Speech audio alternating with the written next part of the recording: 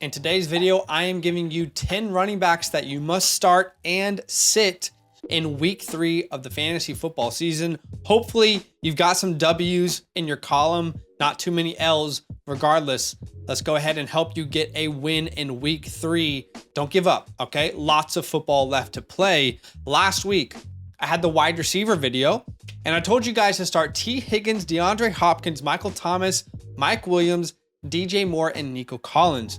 I feel really good about all those calls. The only one that really didn't hit, I would say, is DeAndre Hopkins. So I'll take 5 out of 6. That's a good batting percentage. And this week, let's look at running backs. Again, 10 running backs that you must start and sit. We are going to do our first start of the week, which is Miles Sanders at the Seattle Seahawks. In 2023, so far, no team is giving up more fantasy points to the running back position than the Seattle Seahawks. In week 1, Kyren Williams and Cam Akers combined for 26.3 PPR fantasy points. And then in week 2, the Lions, David Montgomery and Jahmyr Gibbs combined for 25 PPR points. Meanwhile, Miles Sanders himself has had some really tough matchups to start his Panther career. Atlanta Falcons in week 1, who look like a serious defensive front, they give up the 4th fewest points to the position so far. And then the New Orleans Saints on Monday Night Football, who are always, a very good rush defense. They give up the 11th fewest points to the position. The good news for Miles Sanders, and this is why we all drafted him, is the volume is there. This guy is getting plenty of volume to return a good start here in week 3. In 2 games, check this out. Miles Sanders is averaging 21.5 touches a game, including, this is ridiculous, 5.5 targets per game.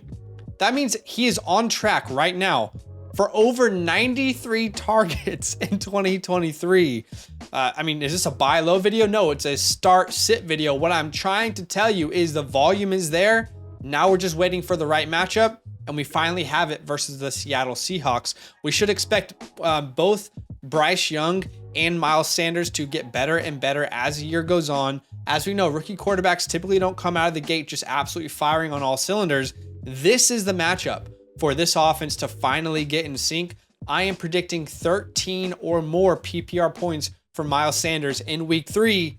It's going to be a bounce back. Should we address the elephant in the room? Yes, I shaved my head, okay? Why is my head shaved? Well, I told you guys on Twitter a week or so ago that if a video hit 50,000 views on our channel, I'd buzz my head. And didn't get my wife's approval, but we went ahead and did it because you guys on the waiver wire video I released for week 2, over 60,000 views. You guys are absolutely incredible. Thank you for the love. Thank you for the support. Subscribe to the channel if you haven't yet. Drop a like. You guys have been really awesome this year. Okay, second start of the week. Redemption's on my mind right now. If you know, you know. Redemption's on my mind for week 3. Najee Harris at the Las Vegas Raiders. Look, I'll level with you guys, okay? Lean in here. I have 23 fantasy and dynasty leagues combined. In those leagues, I have 0 stock of Najee Harris. So why am I telling you that? I'm telling you that because I can't say that on an emotional level, I can connect with the people out there who drafted Najee Harris and the pain that must feel. However, I see a bounce back not only in week 3, but also in week 4. We have 2 very good matchups for Najee back to back. Starting in week 3, versus the Raiders, who currently give up the 3rd most points to fantasy running backs. In week 1, Javonte Williams and Samaje Perine combined, for 21.5 PPR points. And then in week 2, the Bills running backs absolutely decimated the Raiders rushing defense. James Cook, Damian Harris, and Latavius Murray combined for 40.3 fantasy points. This is a good matchup, a good bounce back for Najee Harris. The Raiders cannot stop a soul on the ground right now. So far, here's the bad news. Najee and Jaylen Warren have split most of the work in 2023. In fact, it is 50% down the middle. Both running backs have 21 touches apiece in 2023. Okay, this is not what you were wanting if you were a Najee Harris owner. And I have to say, in bad matchups, you might have to sit Najee Harris, but we are in a string right now of really good matchups. And it's nice to see that with Najee's touches, he has been pretty efficient on the ground. He's currently averaging 4.6 yards per attempt, which is good for 13th best in the NFL right now with running backs who have a minimum of 10 attempts. It's a bounce back week, not only for Najee Harris, there's redemption in week 3 for some of these running backs. Speaking of bounce back, speaking of redemptions, why don't we talk about Alexander Mattison, my third start of the week. He plays the Los Angeles Chargers. And so far this year, the Chargers have given up the 14th most points to fantasy running backs, 13 points to Raheem Mostert in week 1. 13 is not a lot. You got to keep in mind, how did the Dolphins beat the Chargers in week 1? That was Tyreek Hill and Tua Tagovailoa. And in week 2, 25.9 PPR points to Derrick Henry and Tajay Spears combined. Meanwhile, Alexander Mattison has arguably, I would say he has arguably had the worst schedule the first 2 weeks of any fantasy running back this year by far. In week 1, he faced the Tampa Bay Bucks, who have an incredible defensive line. They shut down Mattison, and they also held Khalil Herbert to 6.8 points in week 2. You can't run the ball very well versus the Bucks. We've seen that last year, and we see that this year. And in week 2, he faced the Eagles, Mattison did, who might have the best defensive line in the NFL, if not top 3. They held Mattison to 3.5 yards per attempt. And similarly, in week 1, this Eagles defense held Ramondre Stevenson to 2.1 yards per attempt. If anyone expected big things from Alexander Mattison in the first 2 matchups that he had, you played yourself. Okay, those 2 matchups were not why we drafted Alexander Mattison. We drafted him because of the matchups that were upcoming and because of the volume. This is one of those matchups that we like. Versus the Chargers, this should be a high-scoring game, lots of points going around. The Chargers give up a lot of points. The Vikings give up a lot of points. These are 2 offenses that are firing on all cylinders and 2 defenses that can't stop most of their opponents, okay? Redemption is on the way. In 2022, last year, the Chargers gave up the 7th most points to fantasy running backs, and I don't think they look that much better this year. And it has to be said, the reason if you drafted Alexander Mattison was not because of his efficiency, it was because of his volume. And that has come true here in 2023. He is dominating opportunities in that backfield. So far in 2023, Mattison has accounted for 82.6% of the team's carries given to running backs. And he's averaging 5 targets a game. That's the kind of volume that will yield a great fantasy day in the right matchup. And we've arrived. You got through the first 2 weeks. It's been rough. Hopefully you've got some wins, because this is finally the first decent matchup for Alexander Mattison. You know, I'm having almost flashbacks last week to when I brought you guys Rachaad White in a couple videos as a buy low. Didn't have a good matchup in week 1. The matchup in week 2 was far better, and he returned a good fantasy value. I see similar, traits here within Alexander Mattison's start. By the way, Mattison, if you're into player props, currently has a 51.5 rushing yard prop on Underdog. Do you think he'll be higher or lower than that? Let me know in the comments below. And if you want to play Underdog Pick'ems with me, then go ahead and use our promo code LAND for 100% of your deposit matched. So if you deposit $100, you'll get $100 back by using our promo code LAND. Again, check out the link in the description to see that. Okay, my 4th start of the week. This could be the pickup of the year from waivers. Kyren Williams at the Cincinnati Bengals. In 2023, the Bengals give up the 19th most points to fantasy running backs. 19th most meaning they're pretty good. They're pretty good against running backs. They're not the best defense, okay? This has been a very good defense versus running back so far, but that's not why we're starting Kyren Williams. This is less about the matchup and everything to do with the volume, okay? Keep in mind, in week 1 versus the Bengals, Nick Chubb was Nick Chubb. He did his thing. In week 2, Gus Edwards and Justice Hill combined for 20.5 points, and Gus was able to be pretty efficient on the ground. Again, this is not really a matchup play, though. This is about volume. This team made Cam Akers a surprise inactive hours before kickoff and completely unleashed Kyren Williams. Very few running backs in the NFL are getting this type of dominant workload that Kyren is seeing. And he's probably going to be being a league winner. Keep in mind, he just had one of the worst matchups that you could have for a running back versus the 49ers. And he put up 28 fantasy points. He played 95% of the snaps first game without Cam Akers and had 24 touches, including 10 targets. 10 targets. If my wide receiver 1 got 10 targets a week, I would be happy with that. Ridiculous type usage for Kyren Williams. This one is simple. If Kyren has proven that he is a good start versus the 49ers, you have to start this guy. He needs to be in your lineups versus almost every team, including the Bengals. Start him with confidence. Hey, I offer weekly rankings over on the Flock Fantasy website. Over 300 players ranked at all the positions. If you want access to that, go ahead and use our promo code LAND when signing up for 30% off your membership. You'll be supporting the channel and you'll get a bunch of perks in return. My rankings, great articles from the brightest minds in the fantasy industry. And if you choose the Mother Flocker tier over there, you will unlock the fantasy hotline, which is a direct DM to me and my co-host for advice all year long. Okay, my 5th start of the week. I don't have any of this player either. Similar to Najee Harris, go look at all 23 of my leagues I'm in, 0 stock.